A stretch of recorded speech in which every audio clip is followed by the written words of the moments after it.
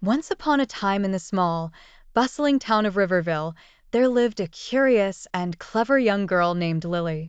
Lily was 9 years old, and she had a knack for solving puzzles and uncovering secrets.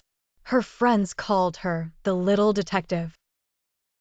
One sunny afternoon, as Lily was playing in the park with her best friend Max, they heard a commotion coming from Mrs. Thompson's bakery.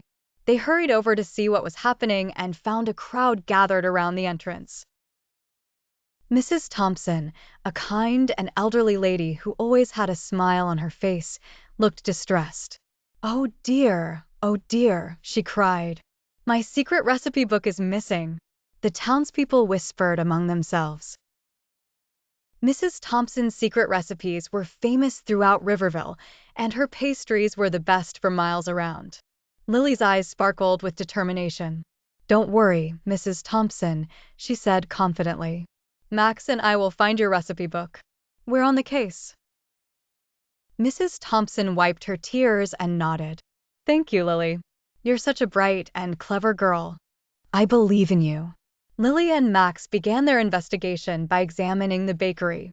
They noticed that there were no signs of forced entry, which meant that whoever took the book had to have known the place well. They decided to interview the bakery staff. First, they spoke to Mr. Baker, who had been working there for years. He seemed very upset about the missing book. "I was in the back room preparing dough," he explained. "I didn't see anything suspicious." Next, they talked to Jenny, the young assistant who had only started working at the bakery a month ago. She was nervous and kept fidgeting with her apron. "I was arranging the pastries in the display case," she said. "I didn't notice anything unusual either." Lily thought for a moment. "Max, let's check the back room. Maybe there's a clue there."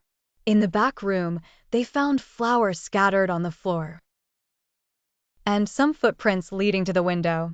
Lily knelt down and examined the footprints closely. "These look like they belong to someone with small feet," she observed. "And look, there's a piece of red thread caught on the windowsill." Max picked up the thread.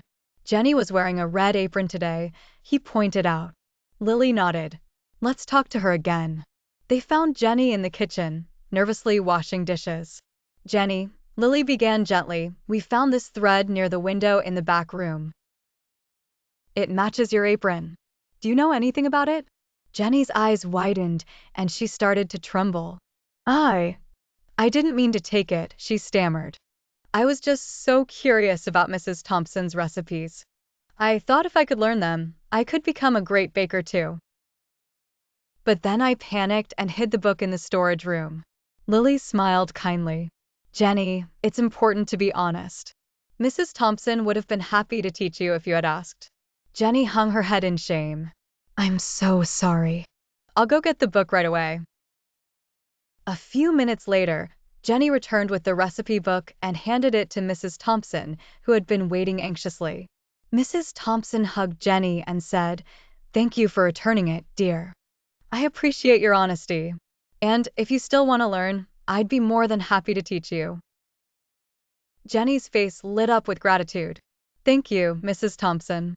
I promise I'll never do anything like this again."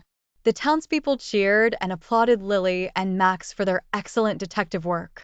Mrs. Thompson gave them each a big slice of her famous chocolate cake as a reward.